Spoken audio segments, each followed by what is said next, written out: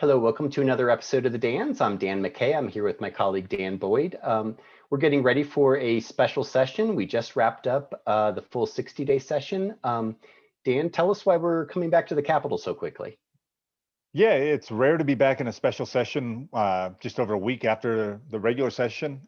This year, one of the big high-profile bills dealing with legalizing recreational cannabis did not pass. It kind of fell short in the final hours of the session.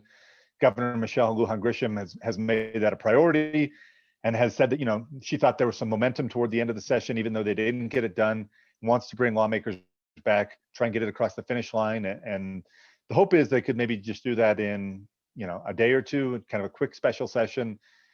She said that'll be on the agenda. Also, another economic development bill will be on the agenda, but nothing else. So that's kind of the hope. But then again, sometimes special sessions can take on a life of their own, and we haven't seen kind of the final version of the bill or some other details. So it remains to be seen whether kind of a compromise has been worked out and how quickly this might actually all play out.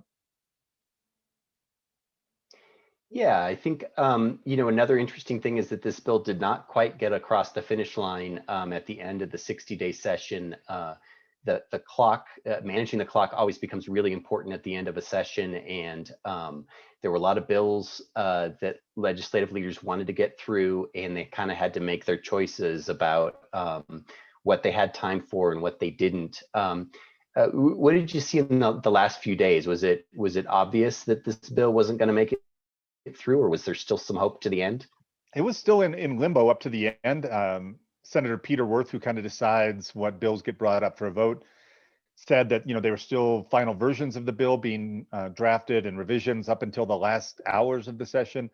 He said ultimately he didn't bring it up for a vote because he knew it would have prompted a lot of debate, a lot of proposed amendments, and that probably would have killed a lot of other bills that were also waiting a final vote. So he just decided at that point not to bring it up and derail all these other bills. One thing about having it this week that'll be interesting, some Republicans have objected to, this is Holy Week leading up to Easter Sunday and Good Friday. That could be kind of a little leverage, hopefully, to resolve and wrap up the special session in a matter of days. But I think if it does stretch into the tail end of this week, tensions could be starting to run a little high and folks getting antsy to get home and be with their families again. Yeah, I think we saw something like this a few years ago in one of the last years of the Susana Martinez administration. They had a special session that was, I think it was approaching a 3-day weekend, like Memorial Day or something like that. And there was definitely some pressure that week to make sure that things were done on Friday. We'll see, maybe things won't take as long this time. In terms of some of the key points of disagreement, are there, when we get to see the initial version of the proposal, are there certain things you'll be looking at, Dan, to see which way they went in sort of the first proposal? Yeah, a few things to keep an eye on that kind of emerged as sticking points. One is whether kind of some social justice provisions are included in the bill. That includes, expungement of cannabis-related criminal records from somebody that's had those offenses in the past. Some lawmakers have balked at including that in the bill. Others say it's really important to include those in a state like New Mexico that is so diverse, and that some people have been, affected disproportionately by these drug-related offenses. So that'll be interesting to see whether that's included in the bill or maybe included in a separate bill. Another issue that's generated a lot of attention is whether there should be kind of a cap on how many licenses and plant count that producers can grow.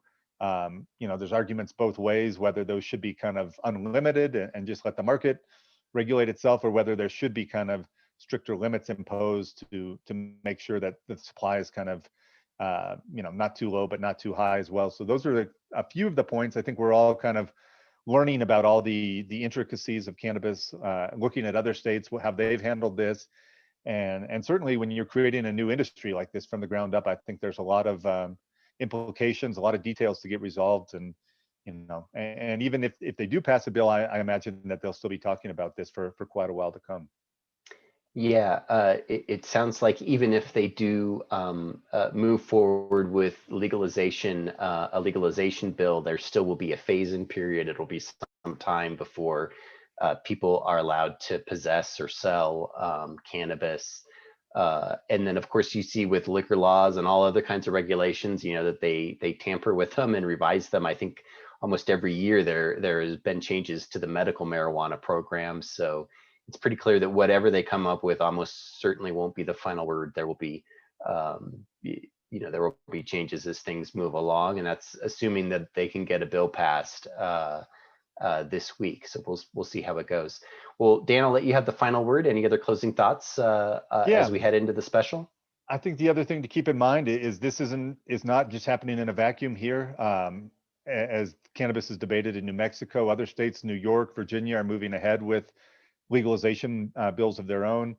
Obviously, here Colorado has been kind of a pioneer, and Arizona recently approved legalization, but Texas still hasn't. So that's kind of, I think that's a factor in some of the debate as well.